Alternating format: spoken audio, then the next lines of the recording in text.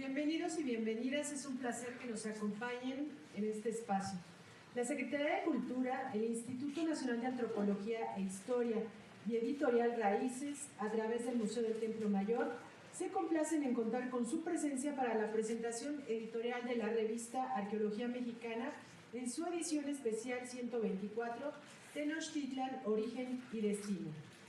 Por tal motivo, nos acompañan el doctor Eduardo Matos Moctezuma, investigador emérito de MINA.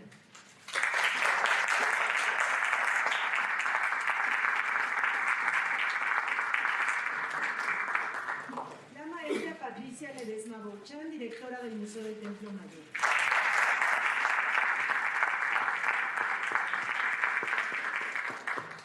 El doctor Miguel Pastrana Flores, investigador del Instituto de Investigaciones Históricas de la UNAM.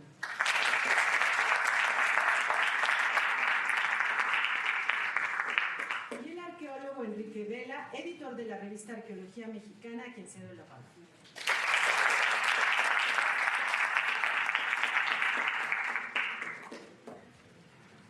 Buenas tardes, agradecemos la presencia. Hoy vamos a tener más quórum porque estuvo el gancho del profe y su homenaje. Entonces, al lado lo que vamos a hacer es organizarte un homenaje antes de la presentación. Más gente. Yo no voy a tomar mucho tiempo, nada más es pues, un poquito para darle las gracias, la bienvenida a la presentación. Es una cosa extraña, le damos la bienvenida a los que nos están dando cobijo aquí, que lo hacen constantemente, cosa que agradecemos.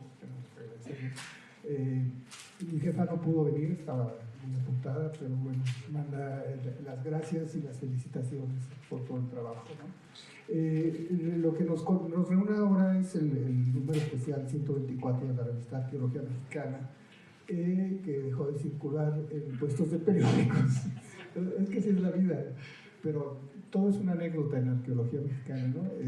Está muy risueño el doctor Pastrana, pero ya les contaré también las anécdotas alrededor de ese especial. Pero bueno, pero va a seguir a la venta en locales cerrados y aquí y en la editorial, en la página de la editorial, en la tienda digital.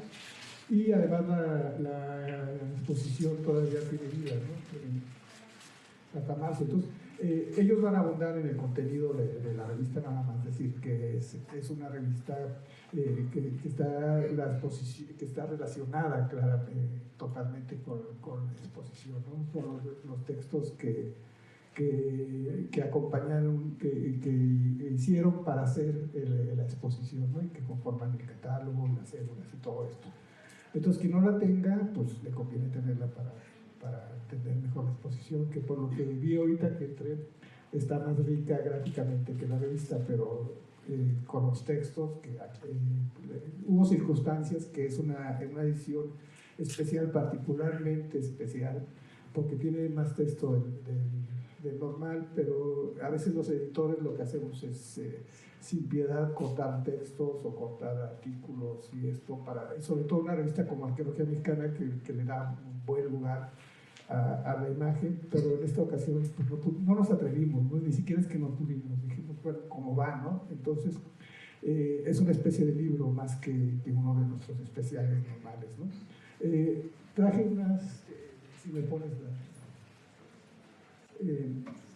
traje un par de láminas para platicarles que no es lo único que, obviamente, siendo el profe Matos y miembro distinguido de nuestro comité científico desde siempre, ¿no, Eduardo? Desde el principio, yo creo. Sí, como tantas cosas ya estaba ahí el profe y bueno, Tenochtitlan, los mexicas ha sido un tema recurrente, ¿no? No se emocionen mucho, nada más es para decirles que hay un contexto detrás de la revista, porque la mayoría de los números, varios de estos números ya están agotados, pero se pueden consultar en bibliotecas y algunos ya en edición digital, ¿no? De hecho, el primer número dedicado a mexicas, que no sé por qué no se ve, se ve contada la lámina. Bueno, fue nuestro número 4 y no fue el número uno de la revista porque una de las primeras editoras con la que hicimos la revista de los arqueólogos fue Guadalupe Mastache, y ya tenía previsto los 3 primeros números, y todos los que la conocieron saben que hubiera sido imposible convencerla de que cambiara de planes, ¿no? Entonces, el número 4 hace las veces el número 1 cuando de veras decidimos el tema que queríamos poner, y fue Mexicas, y hemos tenido varios a lo largo de los años, ¿no? Que tratan sobre la cultura mexica en general. Obviamente dedicamos uno a Koyosavsky con motivo de algún aniversario, creo que entonces sería el aniversario 15 o por ahí, y bueno, están por cumplir 50 años, nosotros vamos a cumplir 35 años, o sea que ahí vamos, ¿no? Ahora que hacía la gráfica, el número de Koyosavsky, pusimos la mitad de la piedra, así como se nos hizo como muy novedoso gráficamente. Y años después dedicamos otro a Koyosavsky, uno con motivo de otro de los aniversarios, y es exactamente el mismo diseño, nada más que la piedra está pintada. O sea que no nos dimos cuenta, me di cuenta hoy, 20 y tantos años después. Bueno, tenemos estos números, tenemos la mayoría de los que ven ahí fueron propuestos por Eduardo, como es natural, ¿no? Y coordinados por él, y tratan lo mismo de Tenochtitlan, que de algunos otros temas relacionados como Tlatelolco, que estamos con harto sufrimiento ahorita preparando otro número de Tlatelolco, es el siguiente que publicaremos. Azcapotzalco, o sea, la revista ha dado cuenta no solo de la propia Tenochtitlan, sino de su entorno, ¿no? de lo que le da también sentido. Tenemos algo de Azcapotzalco, de Coyoacán, de Tacuba, tenemos, hay que reconocer las cosas, tenemos el gran pendiente de Texcoco, tenemos por ahí un número de Zahualcóyotl, pero tenemos pendiente de Texcoco, ¿no? Por ejemplo. Entonces, estos son números regulares que han tenido que ver con Tenochtitlan. Si vemos la siguiente... otra vuelta tampoco se ve, si la pones chiquita mejor, aunque se vea el escritorio del Templo Mayor, no tiene nada prohibido. También estos son los especiales que hemos dedicado al tema, también un especial muy antiguo, todavía no había ningún problema en decirle aztecas a los mexicas, entonces, porque eso... No me debo meter en eso, pues ahora se les dice mexicas y es en parte contribución a los arqueólogos. Entonces fue de una exposición, creo que estaba en Londres o no sé en dónde, con todas las piezas que estaban ahí. Hemos publicado un par de facsímiles, La tira de la peregrinación que hizo Patrick Johansson. Entiendo que ya hay varias ediciones más actualizadas, y nosotros también atenderemos a eso, a hacer una nueva edición de La tira de la peregrinación. Lo estamos viendo. La matrícula de tributos que hizo el estudio la maestra Teresa Sepúlveda, que ya se fue al plan, como les gusta decir a los arqueólogos, y que la reeditamos hace poco, también actualizada. Un número de los latones mexicas que a mí me gusta mucho, la vida cotidiana de los aztecas, y luego con ocasión de la cátedra Matos en Harvard, empezamos a publicar una serie de especiales que tenían que ver con las cátedras que se iban dando cada año. La primera fue el propio Eduardo, de los ejes de la vida y la muerte en México Tenochtitlan, que es esa portada rara que ven allí, de un artista, muy polémico todo ese año por las portadas, pero bueno. Por aquí andaba Raúl, luego le hicimos a él uno de ventanas arqueológicas, que es muy importante para entender lo que hay debajo de esta ciudad. Un número que a mí me gustó mucho y ha tenido muchísimo éxito. Y luego, pues las circunstancias nos fueron llevando con los amigos del Templo Mayor a hacer lo que es prácticamente una serie relacionada con la conquista, ¿no? Y ellos hicieron como en esta ocasión la revista estuvo acompañando la exposición. Eso fue con los presagios de la conquista, una exposición buenísima, un tema hasta entonces poco abordado de esa manera. Y a eso siguieron la Noche Triste, la conquista de Tenochtitlan, un exitazo, uno de los números que apenas saliendo ya no había, o sea, está agotado. Estamos viendo a ver cómo lo podemos reeditar. Y bueno, si quieres vemos la siguiente. Y hace un año justo estábamos aquí presentando Cuauhtémoc, que fue un número que también fue bien recibido y que es hermano del que vamos a presentar ahora, en el sentido de que son producto del seminario que lleva a cabo Eduardo, Miguel Pastrana, si se me olvida alguien me dicen Patti Ledesma, María Castañeda, Manuel Germán de agregado, ¿no? Ya le pusieron el número de inventario, Patti, Saborit y Salvador Ruedas. Es un seminario muy divertido, se reúnen cada que pueden a tomar café y a inventar cosas, y en aquella ocasión pues el tema fue Cuauhtémoc porque venía la conmemoración de la muerte de Tlatoani, ahí les estoy compartiendo porque nos invitan, nos dan buen café y buenas galletas, y ahí les estoy compartiendo el día que les lleve la revista al seminario. Eduardo, no sé por qué traes un collarín. No sé si se alcanza a ver, a lo mejor estoy hablando al aire, ¿no? Traes un collarín, ahí están todos. Y de ese seminario surgió, ellos les van a explicar ahorita todos los pormenores. Si vemos, aquí está ya la portada, especial de la Fundación de Tenochtitlan, ¿no? Y bueno, yo no me voy a tomar el tiempo, que ahorita vamos a ver seguramente cosas mucho más interesantes y bien dichas. Más que agradecerles de nuevo, empecé agradeciéndoles la confianza en permitirnos publicar sus materiales, y ya veremos qué sigue, ¿no? Había que viene, también pensaba cuando estaba haciendo las láminas de las portadas de la revista, y salía Coyosautli, y conmemoramos en alguna ocasión, me lo salté decirlo, ¿cuántos años serían? 30 años del Museo del Templo Mayor, o estoy exagerando. Hicimos un número especial del Templo Mayor con ocasión de uno de los aniversarios, y bueno, vienen los 50 de la Coyosautli, ¿no? Ahí nos invitan a ver qué publicamos juntos, ¿no? Y pues un aplauso para estos años.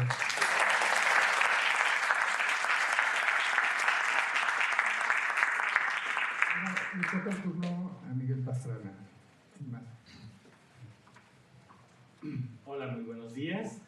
Les agradezco que estén aquí presentes en este acto para compartir. Ok, perfecto. Muy bien. Bueno, esta revista, al igual que el número sobre Cuauhtémoc, es producto de un trabajo colectivo que se hizo con un seminario que ya mencionó Enrique, que nos reunimos en el Museo Nacional de Antropología, siempre con la hospitalidad de Antonio Saborit, y ahí nos reunimos varios y discutimos diferentes temas, y empezó, bueno, por la cuestión de Cuauhtémoc, y pues funcionó muy bien la dinámica de reuniones, de discusiones, de toda índole, de comer riquísimas galletas, buen café, y el resultado de esto han sido exposiciones, la exposición de Cuauhtémoc y ahora la exposición que todavía podemos ver hoy en día, así como números de arqueología mexicana, y en este momento también va a ser un catálogo especial de la exposición relacionada con la fundación. Eso es por una parte. También se ha acompañado de ciclos de conferencias en el Colegio Nacional y también en el Museo aquí de Templo Mayor, que ya empecé, fue la primera.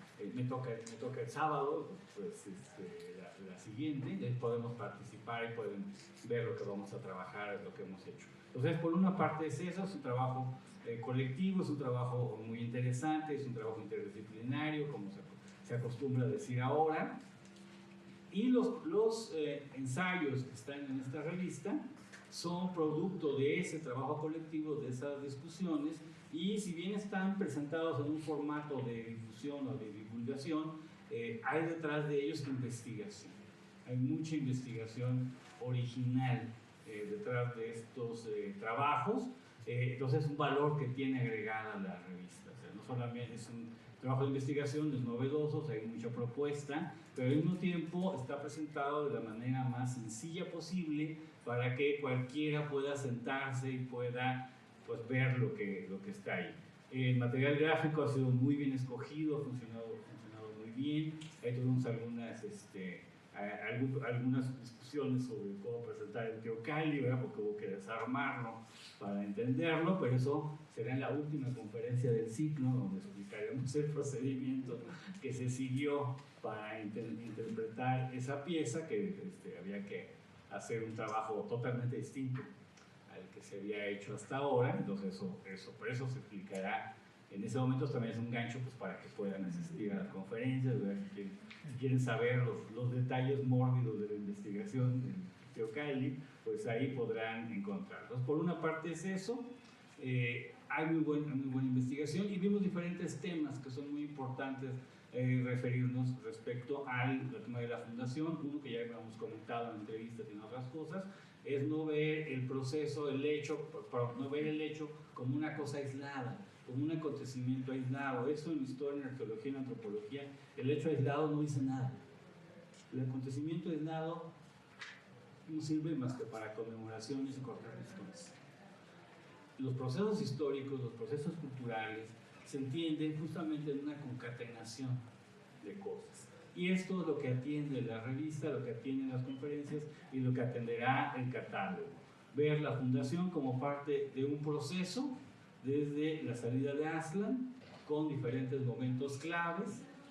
Por supuesto, fundación es uno de esos, pero ¿qué pasa después? Se funda, bueno, ¿y qué sigue? Pues es una buena discusión. Y por ese sentido irnos más allá del asunto de la fecha, de que si fue el año tal, o fue el año el otro, o si fue en la tarde, o si fue por la noche, o si el día de asueto y no fue el sindicato, eso no importa. Eso es secundario. Lo que importa es entender el proceso social, el proceso cultural que da sustento a la importancia de la fundación. Y eso es lo que quisimos reflejar en la revista. Entonces ahí ustedes podrán encontrar discusiones de diferente índole, qué pasa en el trayecto de la salida de Aztlán a la fundación, qué pasa con el dios Huitzilopochtli, qué sucede después, qué elementos hay de la reinterpretación de los símbolos, de los rituales, de los aspectos que tenían un valor para la sociedad náhuatl y particularmente la mexica de los siglos XV y XVI, y que se va a reelaborar, se va a reestructurar y va a cobrar sentidos que a los mexicas jamás se les hubiera ocurrido y estarían escandalizados de ver los usos que hemos dado a su Dios para otro tipo de cosas que no tienen nada que ver. Eso lo trata muy bien Antonio, lo trata muy bien Salvador en sus respectivos trabajos. Entonces es una invitación a que ustedes conozcan esta revista. Es una muy buena manera de interactuar con la exposición, también el trabajo que se hizo de curaduría, el trabajo de preparar las piezas, de exhibirlos, guión museográfico. Todos esos detalles pues, fueron muy acertados con los recursos pues realmente pocos y con los tiempos muy cortos que se tenían. Se hizo un excelente trabajo que también hay que poner. Entonces por mi parte sería eso, la invitación a que revisen sus páginas. Ahí hay una visión muy amplia de todo, se recogen algunos trabajos clásicos, un trabajo que había presentado Alfredo y Leonardo, y sobre todo quiero poner un acierto que me pareció muy bien de parte del profe Matos, insistir en la republicación del trabajo de Carlos Martínez Marín, que sobre la cultura de los mexicas de la migración, que es uno de los artículos más importantes que se han publicado sobre eso, y que hoy en día no se lo publicaría en ninguna revista académica porque no tiene ni una sola nota y no tiene bibliografía. Entonces en ninguna revista de las chidas de ahora se lo publicarían, pero es sin duda uno de los textos más relevantes que se han hecho sobre el tema. Bueno, sería todo, invitarlos a comprar la revista y bueno, pues a darnos una vuelta a la exposición.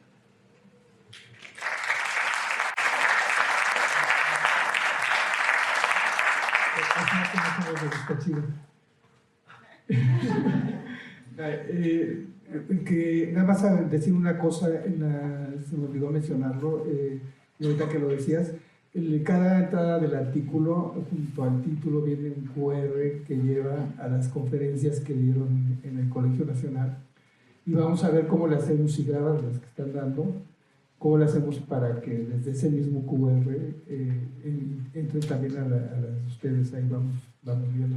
Le voy a ceder la palabra a Pati Ledesma, ¿no? Quería hacer el comentario de que no somos chinos. No, dijo que eran revistas académicas. Ella es una revista mucho más ambiciosa, porque busca no solo la solidez científica, sino también ser amigable con la gente, ¿no? Ya bien decía Ortega y Gasset que la claridad es la cortesía de los filósofos. Entonces, que todos ustedes se hagan un esfuerzo por aterrizar los conocimientos. Este fue muy feliz porque finalmente son trabajos que ya se han estado desarrollando por parte de la mayoría de nosotros, pero me ha tocado ver artículos de colegas que son sumamente crípticos, y es el trabajo de arqueología mexicana, de todo su equipo, de la parte de diseño gráfico, aterrizar para que entendamos de mejor forma, y a veces se entienden mejor con los muñequitos que ellos realizan que con los textos de los colegas, ¿no? Entonces eso siempre hay que reconocerlo, y bueno, obviamente las revistas científicas tienen otro corte, y siempre es interesante. Leonardo ya lo decía en algún momento, como la revista de arqueología mexicana es como un híbrido interesante, porque es tan académico y tan serio que se puede citar sin problema, incluso algunos arqueólogos es el único lugar donde publican, y otro que la gente es una revista que encuentra en muchos lugares, ¿no? Forma parte como del cotidiano colectivo, entonces es cosa que agradezco. Ya mencionaba Enrique que ellos formaron parte del seminario. Creo que también fue un acierto del profesor Matos haberles hecho la invitación para que estuvieran tanto él como Mari Nieves. Ella tiene el pulso no solo de la producción académica, sino también de lo que la gente quiere o de lo que la gente espera. Entonces, de pronto, pues nosotros nos enfrascábamos en detalles muy puntuales sobre, bueno, ¿por qué este árbol tiene la representación en el códice así, no de otra forma? Y Mari Nieves sí nos dijo, bueno, es que eso no creo que me interese mucho a la gente. Pero sí que nos salgamos un poco, ya lo dijo Miguel, del tema de la polémica de las fechas, para explicar la carnita que involucra el resto de la implicación del tema, ¿no? Entonces, ese tipo de guías nos fueron ayudando justo para delinear de lo que íbamos a hablar. Lo mismo nos ocurrió con Cuauhtémoc. Cuando llegamos todos a la primera sesión, pues dijimos, bueno, ¿de qué vamos a hablar? Porque en una cosa es centrarnos en el personaje de Cuauhtémoc, el histórico, solo nos vamos a concentrar en el episodio de la conquista, vamos a hablar de lo que pasó con él después de la colonia, o de cómo se reinterpreta su símbolo hasta llegar a nuestros días. Entonces había muchos temas que de pronto se tuvieron que dejar de lado para enfocarnos en otra cosa, y lo mismo pasa acá con el tema de la migración. Hay mucho de dónde escoger, y entonces también fue un trabajo colaborativo de decir, bueno, ¿de qué vamos a hablar? Por ahí uno de los temas que siempre le ha gustado a Miguel y que esta vez no lo logramos fue hablar sobre la fundación de una ciudad. No solo tiene que ver con esta parte maravillosa, mítica, sino quién pone la primer piedra y cómo nos reconocen los demás que efectivamente somos un pueblo diferente. No sé si sepan, por ejemplo, que cuando México se vuelve independiente, tuvo que pasar mucho tiempo para que los demás países nos reconocieran como país. Y esa fue una gestión diplomática bien interesante que poco sale en los libros de texto. Entonces, ese tipo de establecimientos legales, aunque ustedes no lo crean, desde esa época la tenemos. Entonces, ¿qué necesita una ciudad para convertirse en un estado independiente?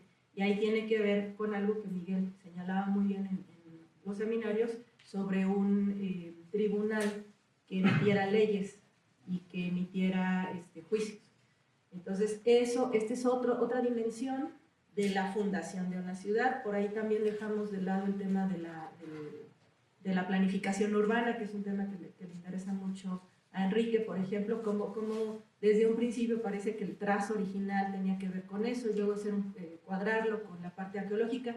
Les digo, hay miles de temas que se tuvieron que dejar de lado justo para que llegáramos a definir de manera clara con lo que íbamos a trabajar.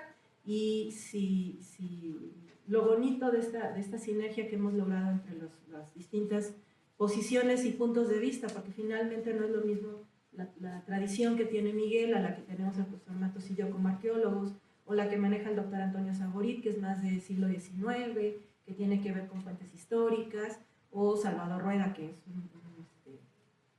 uno de esos hombres de la vieja guardia que tiene un montón de conocimientos de muchas cosas. Entonces nos fuimos como acoplando cada uno y al final cada uno levantó la mano sobre los temas que quería platicar.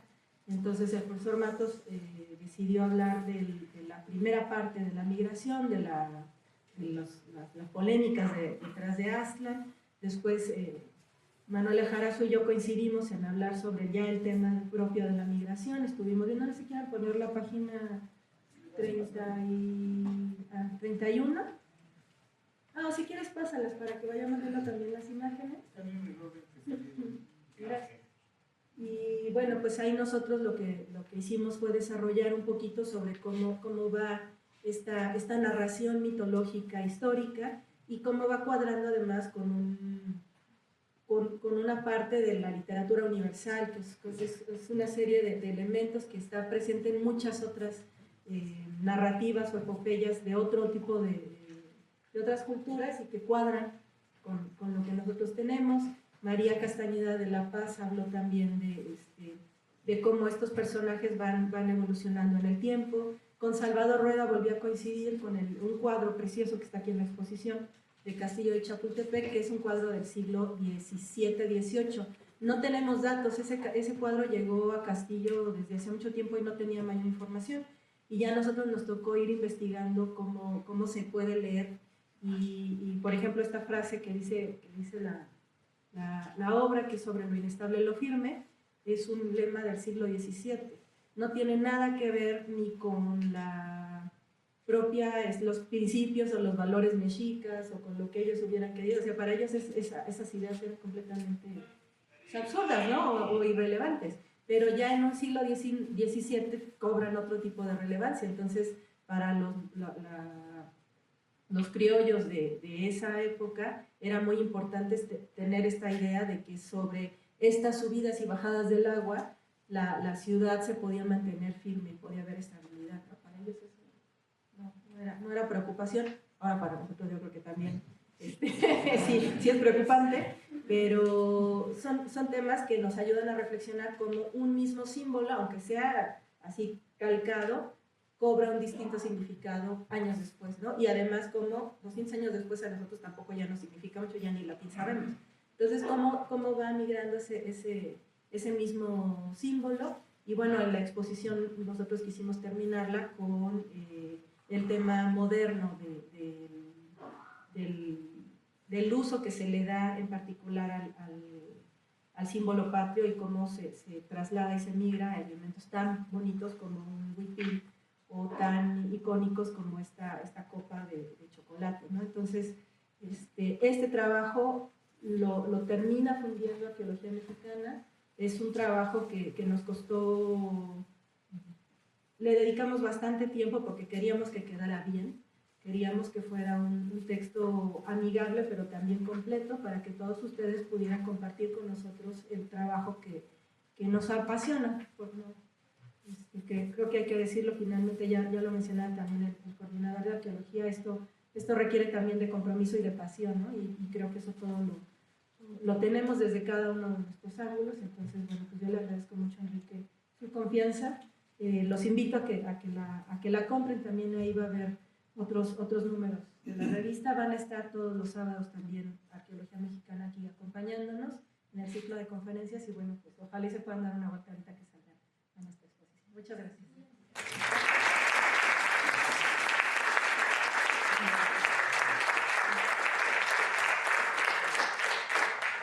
Le vamos a dar la palabra a nuestro queridísimo Eduardo Matos. Nada más, en el número están todos los artículos originales que se hicieron el del seminario, más el de Leonardo y el profe Alfredo y el señalado de Carlos Matías Marín, pero Miguel es muy prolífico, entonces hizo otro artículo que ya no ocupo, que yo lo lamenté mucho, que tiene que ver con los nombres de la ciudad, ¿no? Ese no se lo pierdan cuando salga, y si no, pues le damos espacio pronto, pero la conferencia que está indicada en el número con el artículo de Miguel conduce a la conferencia del nombre. Y bueno, y también lo de la piedra sagrada, del Teocalli de la Guerra Sagrada, es que sí hiciste varios, ese sí lo pusimos, ¿verdad? Me hace bolas. Sí, está, perdón. Y ahorita con lo que está comentando Pati, y antes de darle la palabra a Eduardo, aquí las láminas, de hecho lo traía, hace muchos años hicimos un número de usos y abusos, ¿no? Sí. ¿Te acuerdas? Que se los recomiendo, búsquenlo porque les va a dar un super marco de referencia, además está divertido, a la manera en que se abusa de todos estos asuntos de las conmemoraciones y eso. Bueno, ya que no es mi conferencia, los dejo con el profe Eduardo. Bueno.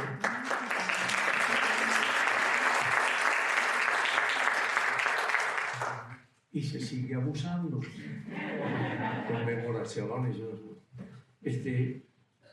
Quiero nada más rememorar un poquito los inicios de esta revista, porque hace ya, como lo dijo también Enrique, más de 3 décadas que apareció. Fue en 1993 y el primer número estuvo dedicado a Teotihuacán, la gran ciudad del centro de México, ¿no? Y a partir de ahí, pues, lo que sabemos, hasta hoy han salido por lo menos 124 especiales, ¿verdad? Pero creo que más normales, digamos, de los... 197 estamos haciendo. 197, cuando lleguemos a 200 me avisas para celebrarlo. Entonces, imagínense, son más de 300 revistas con un contenido además hecho por especialistas, pero como bien señalaba Miguel, digamos, de una, digamos, con un carácter de difusión científica. Entonces, esto es una garantía. Todos los que colaboran en la revista son especialistas en diferentes ramas de la historia del arte, de la antropología, la biología, etc. Entonces, allí pues el valor y también la subsistencia de la revista durante tantos y tantos años, ¿no?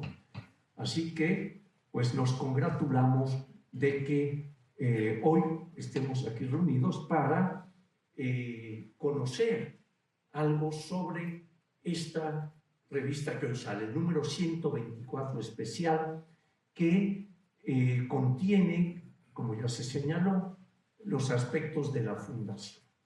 Aquí es importante recalcar cómo de estas reuniones del seminario del museo, en donde es un riquísimo intercambio de pensamiento, de ideas, a veces se genera alguna discusión por ahí, en fin, pero lo mejor son las galletas. Ellas nos unen. Y el café, ahí, bueno, Saborir es medio agarrador y luego no alcanza el café, problemas presupuestarios. Bueno, pero el hecho es que lo que comentaba Miguel Pastrana es muy interesante, esta forma que ni siquiera la planeamos así en un principio, sino que se fue dando. Primero las reuniones, definir un tema, una vez lograda el consenso sobre X tema, ponerlo a través de conferencias del Colegio Nacional, ponerlo en una exposición que Pati siempre tiene allí una importancia junto con todo nuestro equipo de museógrafos y demás, y luego las publicaciones. Miren, una exposición, y esto me he cansado de decirlo, sin catálogo prácticamente no existe. ¿Por qué? Porque las exposiciones son efímeras, están 3 meses, 4 meses y se acabó. Lo que perdura es el catálogo. lo escrito o el video, lo que se haya hecho sobre esa exposición. Entonces, eso pues es fundamental. Entonces, de ahí los catálogos que ya se están volviendo tradicionales del Templo Mayor, que coordina muy bien Patti, y también el apoyo de la revista Arqueología Mexicana. Por eso quise empezar mencionando sobre ella, en donde nuestra querida Mari Nieves, hoy no está con nosotros, digo, no es que se haya muerto, porque eso de que hoy no está con nosotros, no, ahí anda, afortunadamente. Y muy especialmente del querido Enrique Vela, que es el que lleva la tarea gruesa, gorda, de sacar, pero no solo el número mensual, sino el número especial. O sea que todos los meses del año hay presencia de la arqueología, aparte de otra revista, la de historia. Relatos, ¿cómo se llama? Relatos e Historia, que también ha tenido un éxito enorme, ¿verdad? Dentro no solo del gremio de historiadores, sino en general, del público en general, ¿no? Bueno, entonces, el hecho, pues, es que se fue dando así, pero además escogíamos temas que en un momento dado, durante ese año y demás, iban a tener una repercusión muy fuerte a nivel, digamos, popular, ¿no? Cuauhtémoc, pues era un tema obligado. Entonces, de ahí que hayamos sacado el número correspondiente con los mismos participantes. Ya después se unió también Germán de Jarazu, gran investigador, y también el mismo Enrique, ¿no? Después que ya se comentó, la importancia de la fundación, y bien señala que más que en qué día, a qué hora se estableció Tenochtitlan, lo que importa es todo este entorno que se fue dando para que surgiera esta ciudad. También la Roma imperial tiene sus problemas, no hay realmente una fecha. Se asignó una por los historiadores digamos, de la historia clásica, para asignarle el año, no me acuerdo si es 750 o 500 por ahí, ¿verdad? Porque también había problemas de definir realmente lo de la fundación. Pero esto, como yo lo he dicho por ahí en algún artículo, las ciudades no surgen de la noche a la mañana, son procesos a veces muy largos, ¿verdad? Que se van dando, que se van consolidando para que una ciudad emerja. Entonces, eso de que afuera, bueno, a ver en qué fecha o en qué momento se le ocurrió al águila pararse en el nopal, que nunca vieron los mexicas, por cierto, el águila parada en el nopal, más que sí en su imaginario, ¿no? Porque tenía un significado muy importante.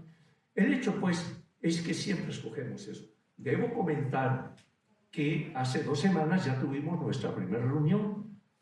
No es amenaza, pero ya viene el próximo título sobre un tema que no está definido, pero que estamos discutiendo allí. Hay varias propuestas.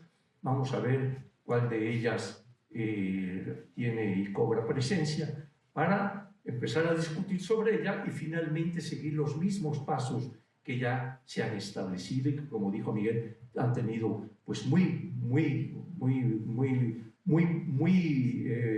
buen acogimiento por parte de las personas, ¿no?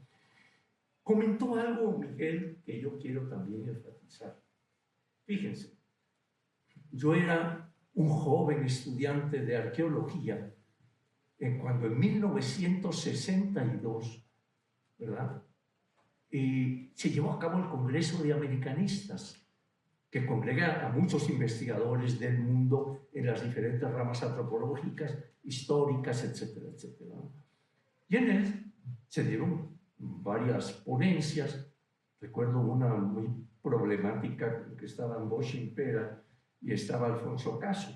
Y claro, vino el enfrentamiento, en fin. Pero bueno, pero lo que quiero recalcar es que ahí yo, estudiante, leí que mi maestro, Carlos Martínez Marín, iba a presentar una ponencia sobre los mexicas. Pues dije, bueno, primero, para seguir aprendiendo, porque nos estaba dando clase de historia antigua de México. Primero, pues para aprender de Carlos, ¿no? Segundo, pues para que vea que estoy presente y me ponga 10. Bueno, entonces,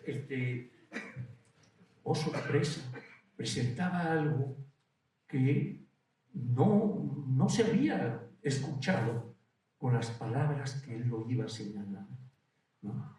Primero, en cierta forma, quitar el mito de que el mexica era el pueblo bárbaro que había venido, ¿verdad?, allí pobreteando, no sé qué, hasta fundar Tenochtitlan, ¿no?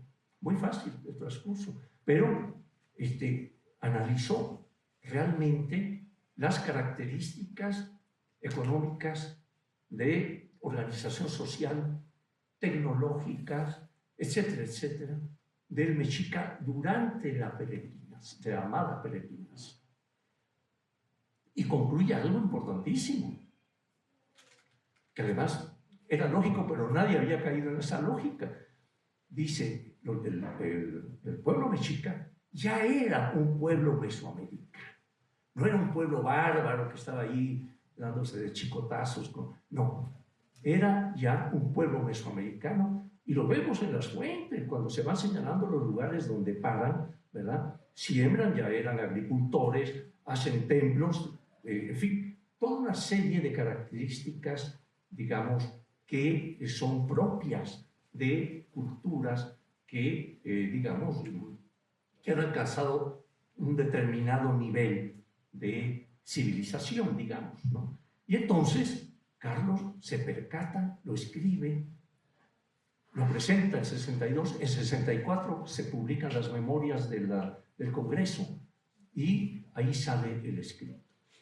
Entonces, pues era la primera ocasión que se nos quitaba un poquito aquella idea, ¿no?, de que era un pueblo bárbaro que venía avanzando. No, yo pienso que, no sé si yo estoy en lo correcto, pero que la idea de ese pueblo bárbaro era porque estaban sujetos, y esa era otra característica mesoamericana, sujetos a otro pueblo que los tenía pues sometidos y en un estado de tributarios, etcétera, etcétera, patrón que vamos a seguir viendo antes y después de todos estos hechos, ¿no? En fin, yo no quiero extenderme más, sino solamente comentar que estamos ya definiendo el próximo tema y que los invito, eso sí, a que adquieran este número de la revista, donde podrán penetrar en toda una serie de ideas que se prestan a mucha reflexión de los que componen principalmente este grupo del seminario del museo, ¿no? Solamente quiero hacer aquí, ya para terminar, ahora sí se los juro, un pequeño reconocimiento a nuestro querido Enrique, porque resulta que el día 16 de este mes, en unos días, vamos a presentar en el Colegio Nacional, aquí al lado, el libro póstumo de Miguel León Portilla, que se llama Yo soy mi memoria.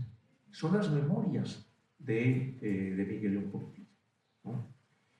Resulta que, bueno, yo estoy coordinando el evento, en fin, van a participar ahí varios investigadoras, investigadores, pero leyendo obligadamente, claro, el libro, porque me tocaba coordinarlo, encuentro un párrafo que Miguel le dedica a Enrique, cuando hace referencia a la revista Arqueología Mexicana. Y dice, esta revista que surgió gracias a los Autrey, a María Nieves Noriega de Autrey, a Sergio Autrey, etc. En fin, menciona ahí a quienes hicieron posible esta revista, de la que él fue, por cierto, parte del comité científico. Y de repente dice, también a Enrique Vela, quien, y ya no les digo porque son realmente palabras expresadas de alabatorias y yo pienso que muy adecuadas hacia la figura de Enrique. Y no les digo para que lo lean y obligaron luego también a comprar el libro de Miguel. Bueno, ya con eso termino. Muchas gracias y aquí estamos.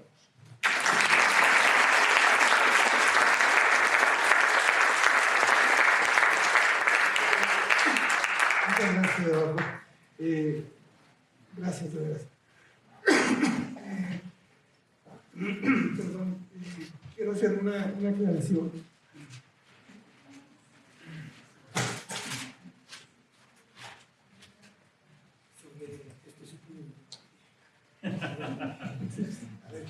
Es que ahorita comentó Miguel que el artículo de Carlos Martínez Marín no traía bibliografía.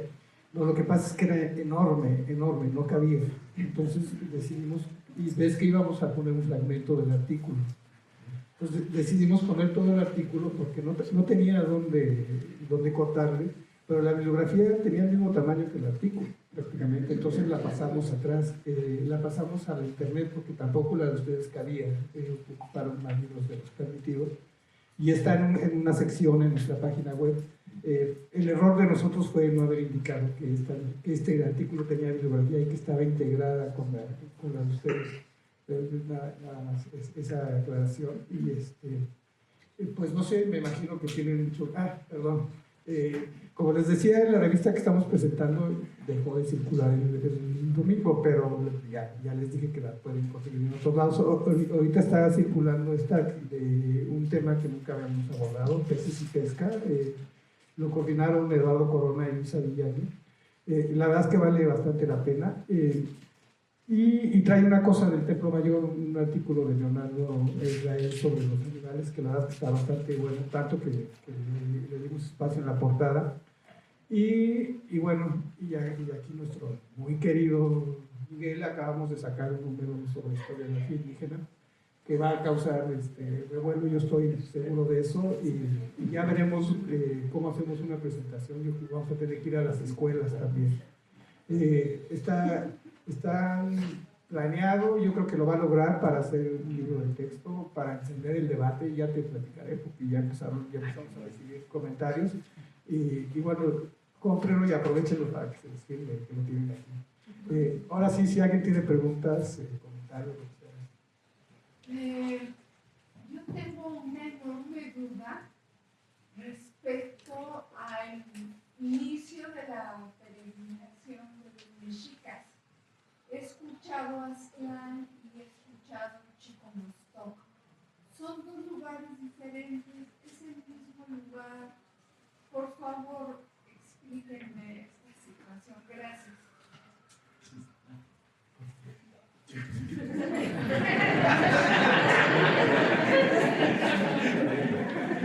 Bueno, a petición popular.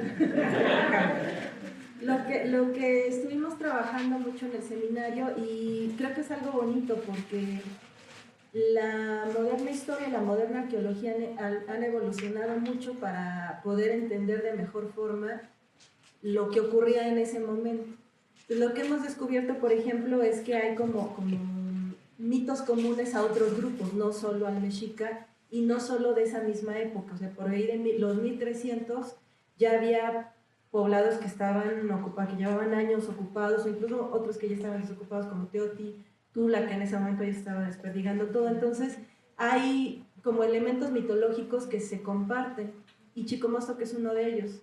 Es un lugar mítico del que muchos pueblos, los de Cholula, Texcoco, aducían que venían de ahí. Lo interesante de la narración mexica es que cuando ellos cuentan su propia historia, no salen de Chicomostoc, salen de Aztlán.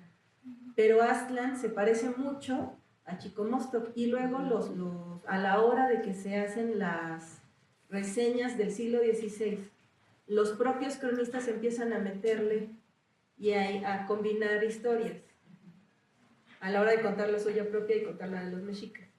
Y entonces se hace una combinación muy interesante, pero ahora es nuestra tarea, como ya lo dijo el profesor, de los primeros que lo hacen, decir, ¿y si habrá sido tan cierto eso que ellos mismos se cuentan?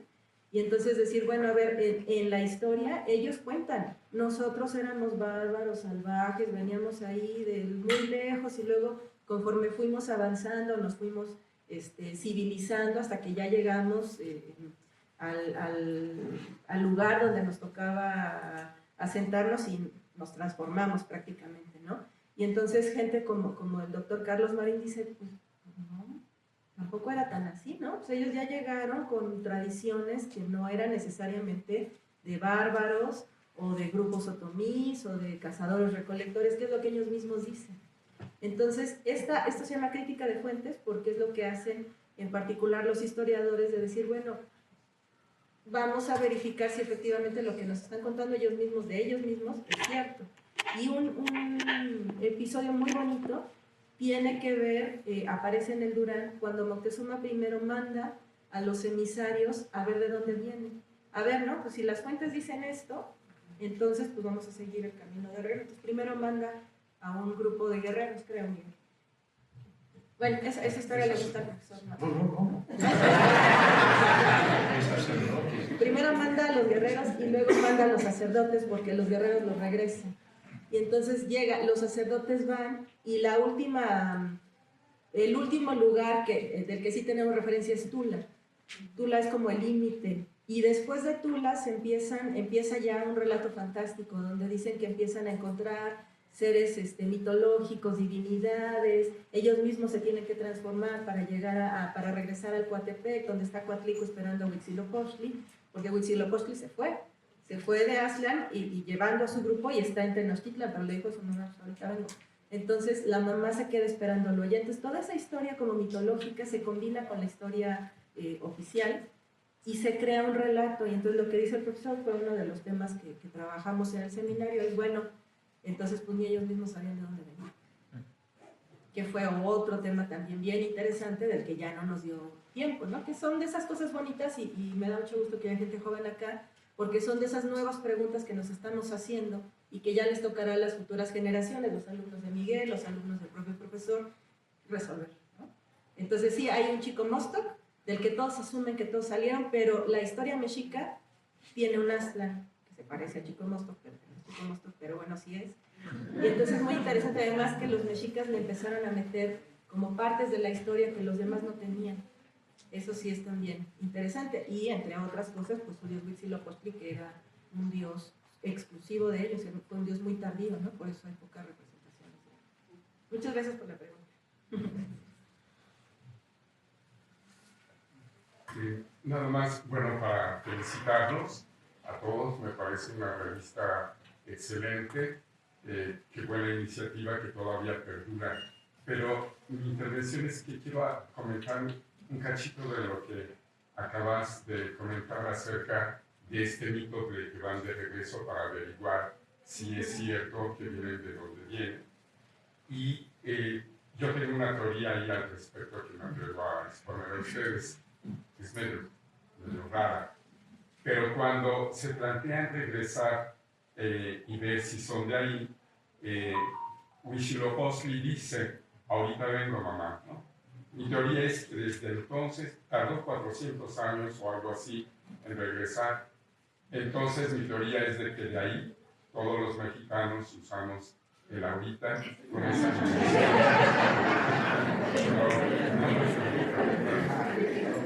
¿Y saben qué le mandó la mamá? Ropa. Es un episodio muy bonito, si les interesa está en una edición del Durán, tiene varias ediciones ese texto, es uno de los capítulos que está en el tomo primero. Es muy bonito.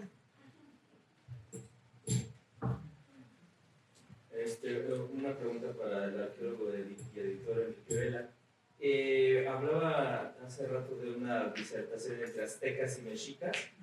¿Qué nos puede compartir sin comprometerse? Porque entendí que él podía comprometerse. ¿Y para cuándo vamos a poder tener el número 1 en digital, por lo menos el de Teotihuacán? A ver, voy a empezar por la segunda. Lo estamos trabajando. Es que ahí tenemos un problema. Es todo tan viejo que tenemos que hacerlo como si fuera nuevo para poderlo hacer digital. Nosotros vivimos de que empezamos la revista ahorita, los primeros números hacíamos negativos y las correcciones las hacíamos en el negativo con un Durex, o sea, nos tocó vivir toda la transformación. Entonces el número 1 es tan viejo que hay que volverlo a hacer, pero sí hay planes en algún momento de hacerlo. Y la segunda pregunta la voy a batear. Nada más lo que yo decía es que en algún momento dejó de ser conveniente. Bueno, es que nunca fue conveniente, digamos, nunca fue correcto llamar a los aztecas. Ahorita aquí estamos menos especialistas. Y una de las peleas que teníamos en la revista, a instancias del profe Eduardo, del doctor León Portilla, del profe López Austin, era que había que decirles mexicas, no aztecas, porque correcto, ¿no?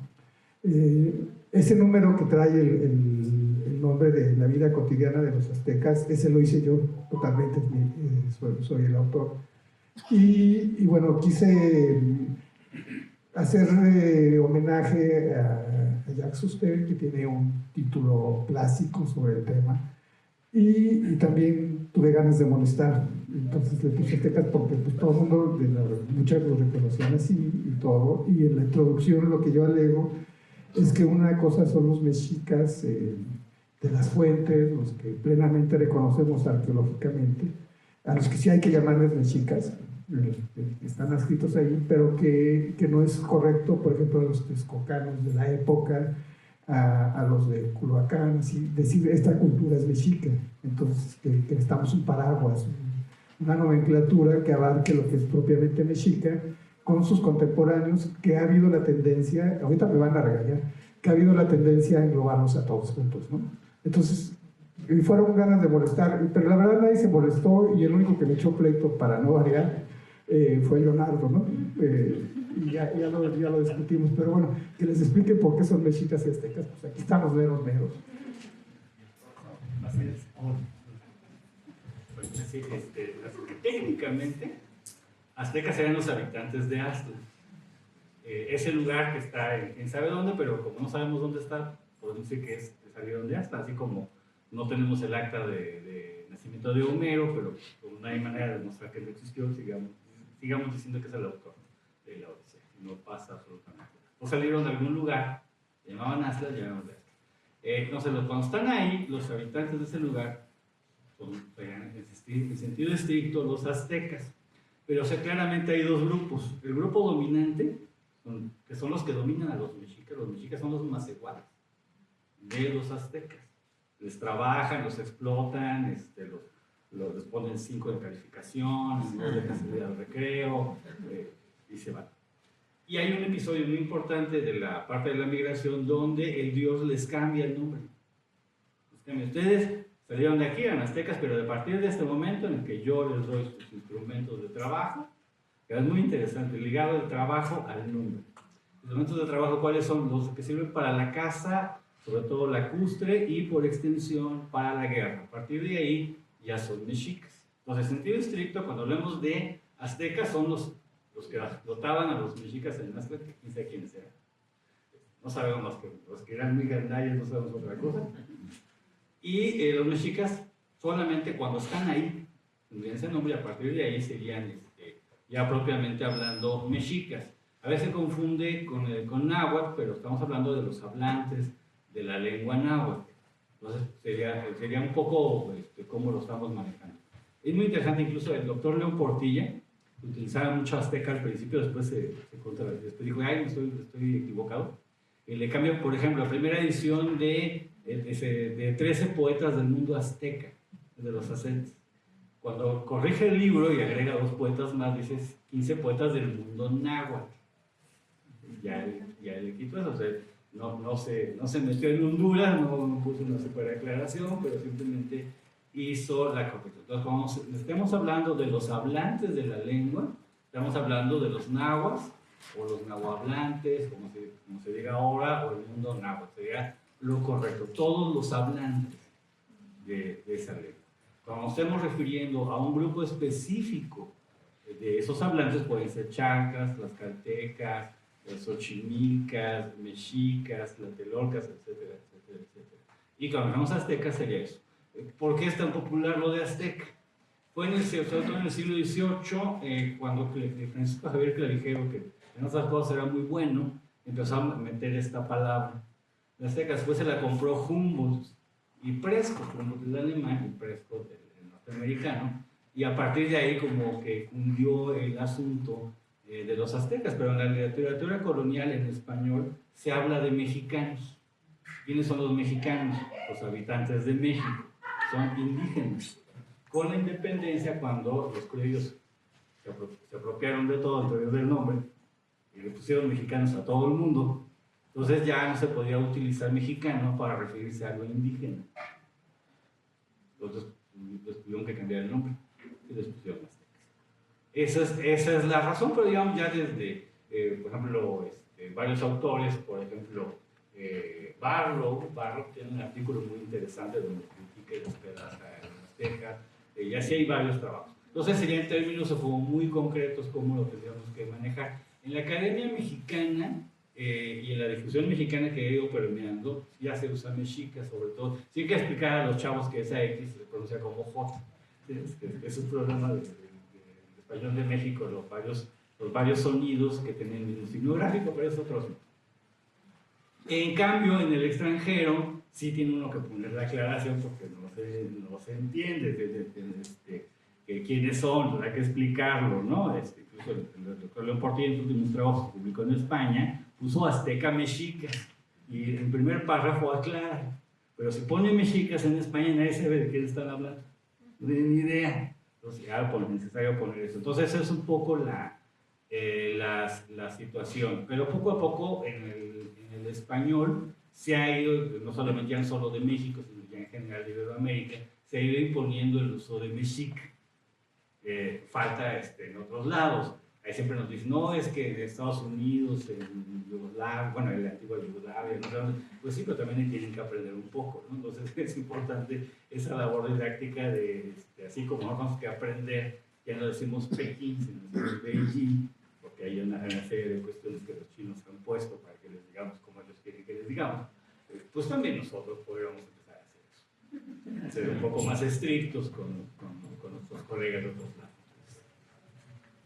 Bueno, tiene razón Miguel en esto.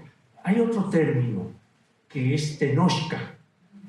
El tenochca que se refiere al habitante de Tenochtitlan. Tú corrígeme, porque tú sí sabes de esto. Sí, entonces tenemos el original aztecas, que ya lo explicó, el mexica, ¿no? Durante la peregrinación, el náhuatl, que atiende más bien a la lengua, y son muchos pueblos nahuas que lo hablan, no mexicas, muchos de ellos. Y tercero, el tenochca. Entonces, ahí podemos hablar de mexicas tenochcas, los que habitan en Tenochtitlan, y los mexicas tlatelolcas, que son los que van a fundar la ciudad hermana, vecina de Tlatelolco, que también era mexica y también hablaban el náhuatl. Nada más.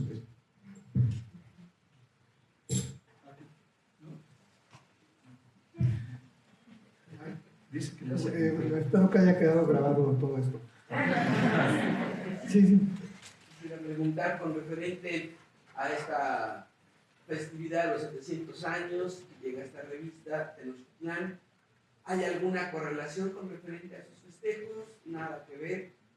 ¿O simplemente hacer algún tipo de acotación distinta a lo que hizo el Estado? Todos me voltean a ver. No, mire, pues el hecho de utilizar la historia o la arqueología existe en todos los países del mundo, ¿verdad? Para bien o para mal, ¿no? Pero esto de la fundación, pues claro, atrae la atención, se quiere ver allí algo importante y entonces, pues recuerden, cuando se planteó en 2021 que la fundación había sido hecha en 1321, lo cual no era correcto. O sea, no hay ni un solo documento histórico en el cual se establezca eso, ¿no? Entonces, bueno, pues obviamente se hicieron eventos, en fin, cosas, pero no correspondía a la realidad histórica, ¿no?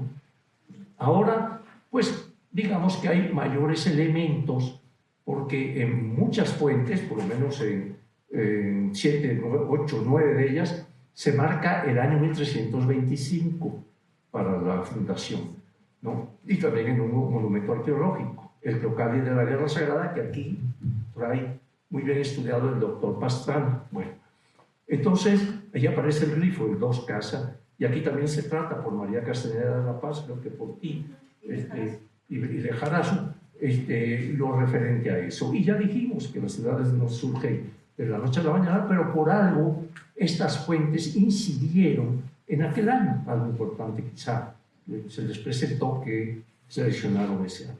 Pero, así como la señora decía, tengo dudas en cuanto a Chicomosto, Culhuacán, etcétera, los lugares de proveniencia, nosotros también la tenemos. Entonces, por eso, aquí se discute y se plantea mucho todos esos aspectos. Pero para culminar por su pregunta, pues, en realidad, conmemorar determinadas fechas, pues se hacen en todos lados, o de determinado héroe, o de determinado acontecimiento, pues, la independencia de México, es obvio que se debe conmemorar, en fin. Pero en ocasiones, pues como que se pasan un poco más allá, y entonces pues ya se transforma, en lugar de una conmemoración, pues en una especie de show. En fin, mire, mejor ya no hablo porque... Ya nada más hacer una anotación, porque en los códices se encuentran distintas fechas, y es de lo que trata el artículo que tenemos aquí María, Manuel y yo, porque no hay concordancia, no hay una sola fecha, y también interesante porque normalmente todos los eventos míticos de origen recaen en uno pedernal de los otros pueblos, de Texcoco, de hecho, todos empiezan en uno pedernal, y los mexicas algo pasó y decidieron el Dos Casas. Y entonces eso también es interesante en algunos códices, pero hay otros códices que marcan otras fechas. Y luego a la hora de hacer la cuenta calendárica, como en retroceso, caen en 1360, 1370. Entonces hay una discordancia, sin embargo la mayor parte de las fuentes es Dos Casas, que es 1325, ¿de acuerdo? También que ese también es otro tema bien interesante que seguramente trataremos el próximo año cuando toque hablar de Fuego Nuevo, porque las cuentas de los tiempos no son parejas. Entonces, la fecha que actualmente, con la que estaban llevando la cuenta calendárica en Mesoamérica, a la hora que llegan los europeos, se registran dos fechas diferentes. Entonces, tenemos dos cuentas, porque dicen unos que el día, no sé, no me haga mucho caso, 3, Lagartija, que fue para los europeos miércoles 12 de febrero, eso se registró en una crónica, y luego hay otra crónica que dice que el 2 Lagartija era jueves 17 de marzo.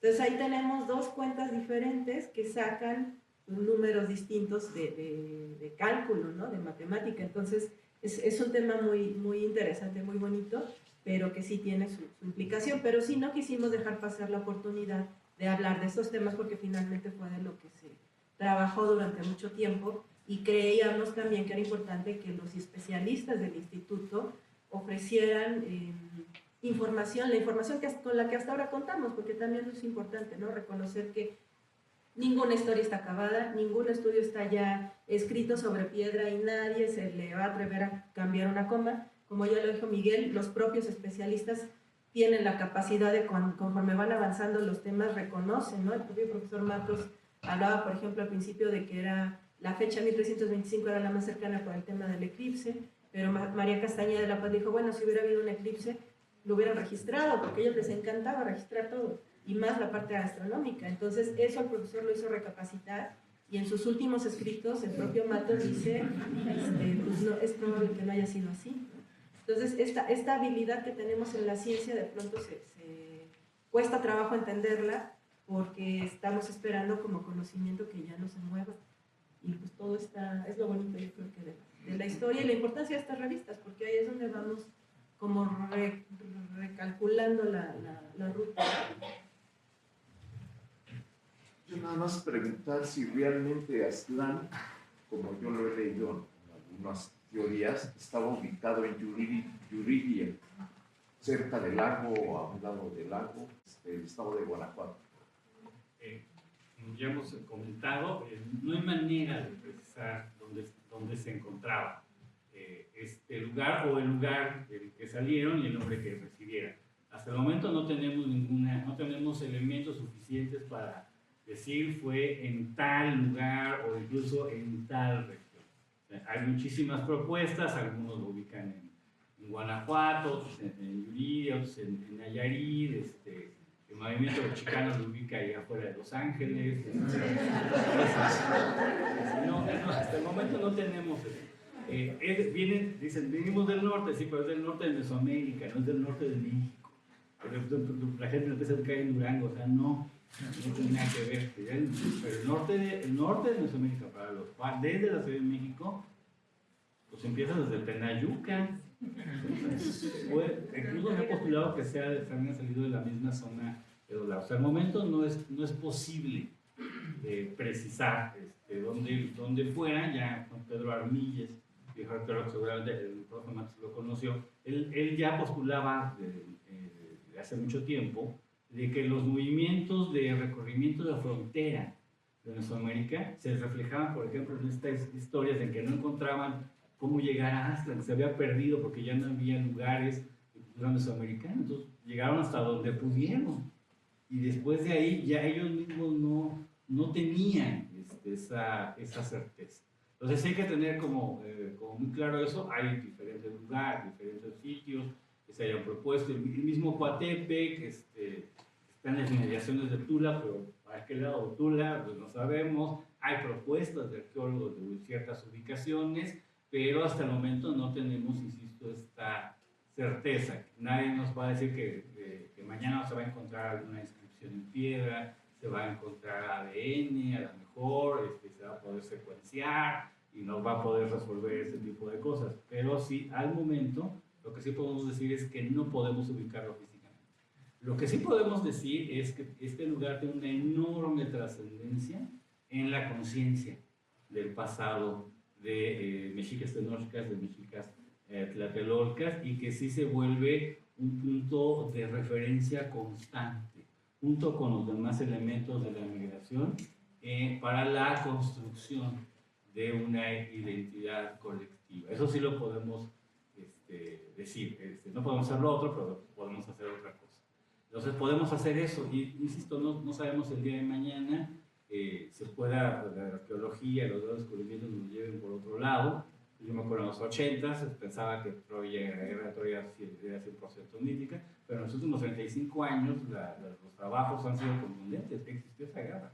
No como la cuenta Homero, pero que hubo una guerra entre esa zona y los ríos continentales. Eso ya no está a discusión. No sabemos si el día de mañana los nuevos descubrimientos nos van a llevar a nuevas perspectivas. ¿Más preguntas? Una pregunta más. A ver, venga. Revisando el proceso histórico, la fortaleza de Tenochtitlan, se ve que un personaje fundamental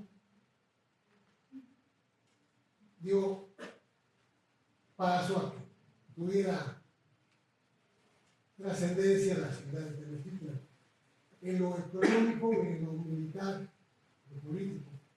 Es Tlacaelel. ¿Qué tan cierto podría ser eso? Atribuirle a Tlacaelel. El doctor León Portilla afirma que era un personaje extraordinario, que si hubiera estado él en el gobierno en 1521, asesorando a Moctezuma Xocoyotzin, posiblemente otra cosa hubiera sucedido. O sea, no se hubiera dado la subordinación de Tlacuani. Entonces, mi pregunta ¿es válido atribuirle a Tlacaelel la grandeza de Tenochtitlan?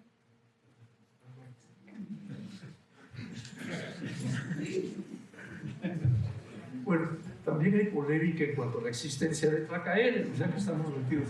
El doctor León Portilla efectivamente piensa que sí, que tuvo presencia, que tuvo importancia y demás. Y bueno, hay otros autores que piensan que no tuvo tanta presencia, en fin, es también discutible. Solo una aclaración de lo que usted dijo de Moctezuma Xocoyotzin, y no porque sea mi abuelito, sino porque siempre se ha dado esa imagen de que era una persona pusilánime, que era una persona que se acobarda, etc. Y yo creo que no. Yo creo que desde el principio quiso que los españoles se fueran. Y los obsequios que les manda a Veracruz es con la condición de que ya no sigan adelante. Y los que le manda cuando ya están en Tlaxcala es con esa condición, o sea, ya no avancen, váyanse. Y ahí era la política que él tenía de abrazos y no balazos. Pero luego cambia y agarran los balazos, porque luego cuando ya van saliendo de Cholula ponen escuadrones mexicas, según se relata, ¿verdad? Por Bernal Díaz y otros autores, pone escuadrones mexicas para caerle encima a los españoles y sus aliados indígenas, ¿no?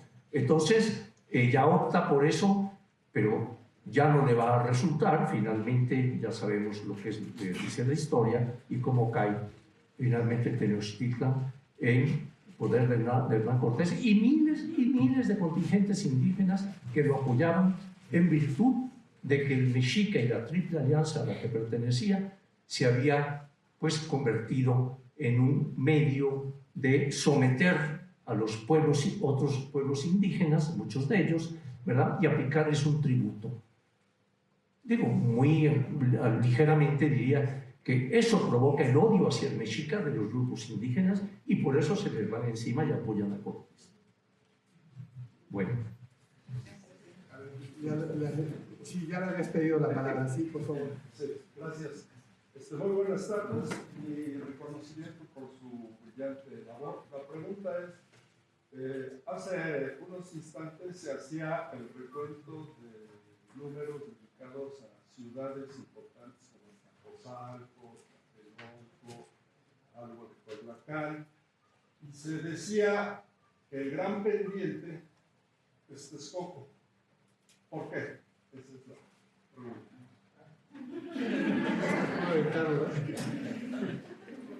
Pero mira, vamos para 35 años, ya no sé cuántos, llevamos muchos, y seguimos llenos de pendientes. Nuestro es el gran pendiente con relación a este tema, pues, ¿no? Publicamos algo de Aguascalientes ahora en la pandemia, o sea, hace 3, 4 años, después de 30 y algo de años. No habíamos publicado nada. Hay regiones que no hemos publicado, hay temas que no hemos abordado, porque eso depende mucho también de cómo esté la vitalidad de los estudios sobre el tema, ¿no? Que alguien se acerque, que esté haciendo la exploración, nos diga, oye, te ofrezco que publiquemos esto, y como sucedió ahora con Tlatelolco, lo que estamos publicando es lo que está haciendo recientemente Salvador Guillén, que creo que ya estaba ahí desde que llegó Cortés, ¿no? Pero habíamos publicado hace casi 20 años otro número que promovió el profe Matos. Entonces, no es más que una razón operativa. O sea, a nosotros los temas nos llegan porque alguien está haciendo la investigación y se acerca para ponerlo a consideración del comité.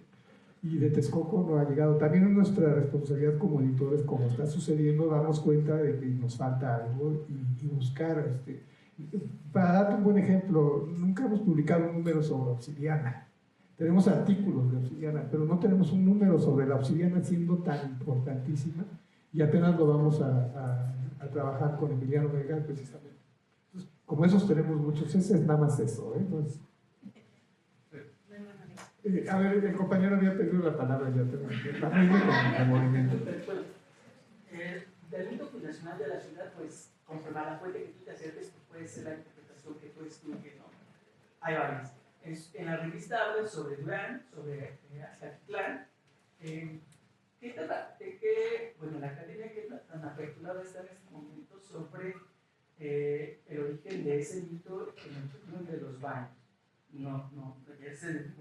Ya que tan solo la lámina 1 de Boturini, la geografía es muy similar al Peñón de los Baños frente a Tenochtitlán, muy similar.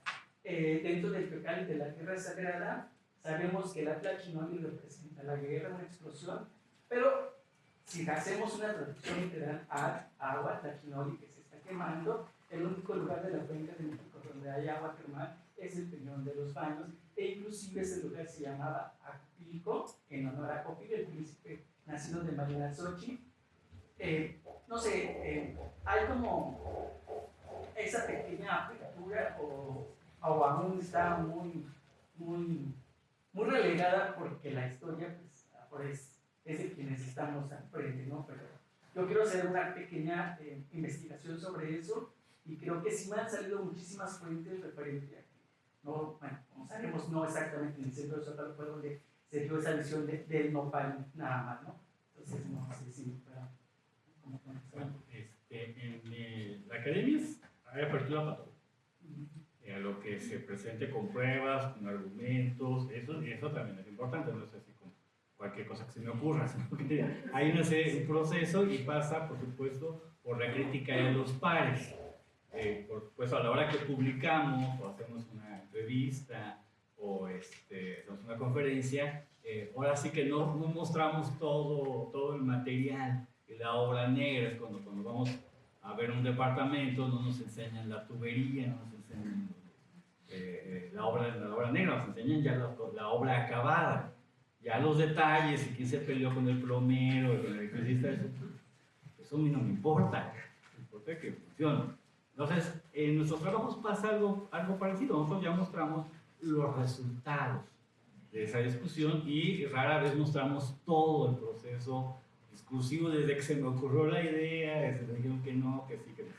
Entonces, eso sería el asunto. Cualquier propuesta es susceptible de ser discutida siempre y cuando te cumpla con una serie de criterios para eso. Solamente dos sugerencias. Uno, los códices y la escritura jeroglífica náhuatl no está reproduciendo la realidad.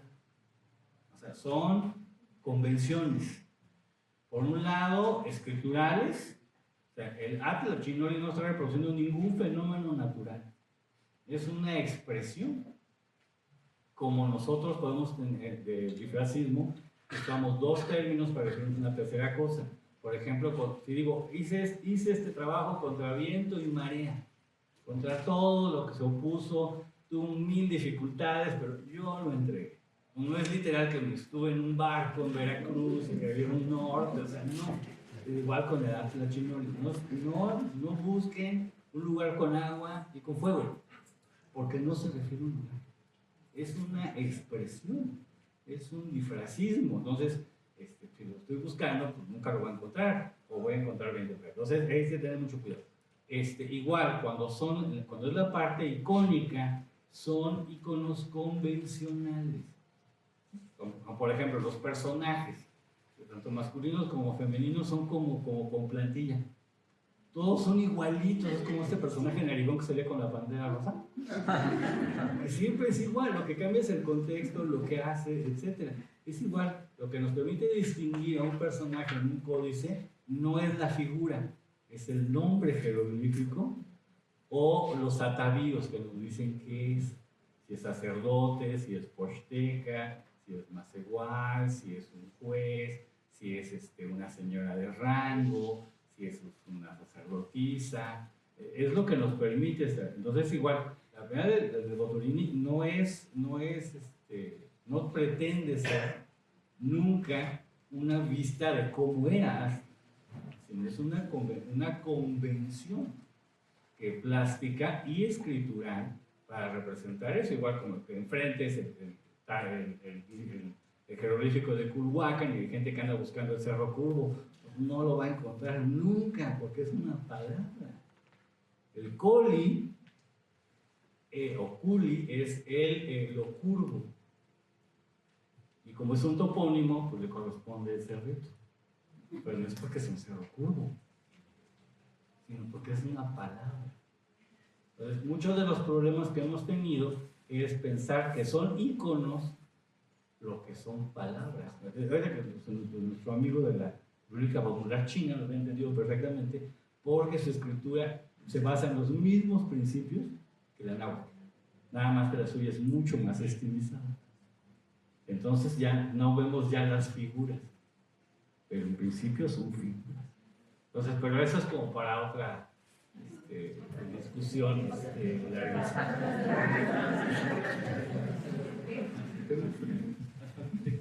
Oigan, muchas gracias por su asistencia. Yo estaba muy divertido, pero ya me dijeron que ya. Entonces, muchas gracias.